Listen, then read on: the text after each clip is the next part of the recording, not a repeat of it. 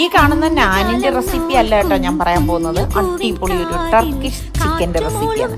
ചിക്കനിലേക്ക് മുളക് പൊടി, കുരുമുളക് പൊടി, ഇഞ്ചി വെളുത്തുള്ളി പേസ്റ്റ്, ഉപ്പ്, തൈര്, ഫ്രഷ് ക്രീം ഇത്രയും ചേർത്ത് നന്നായിട്ടൊന്ന് വിരകിയിട്ട് 10-15 മിനിറ്റ് മാറ്റി വെക്കണം.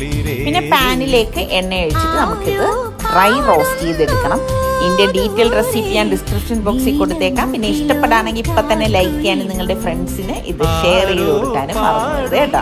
അപ്പോൾ അത് ഇളക്കി നമുക്ക് വേണം ഇത് ഡ്രൈ ആക്കി എടുക്കാനുള്ളത്. കണ്ടോ, ഈ ഒരു പരുവത്തിൽ നമുക്കിത് മാറ്റി വെക്കാം. മറ്റൊരു പാനിൽ ബട്ടർ ഇട്ട ശേഷം മൈദാമാവ് ഇട്ടിട്ട് ഇതുപോലെ ഇളക്കി കൊടുത്ത് നമുക്ക് 1 കപ്പ് പാലും ഒഴിച്ച ശേഷം ഒറിഗാനോയും അതുപോലെ തന്നെ കസൂരി മേത്തി, കുരുമുളക് പൊടിയൊക്കെ ചേർത്ത് നല്ലൊരു ക്രീമി പരുവത്തിലെടുക്കണം.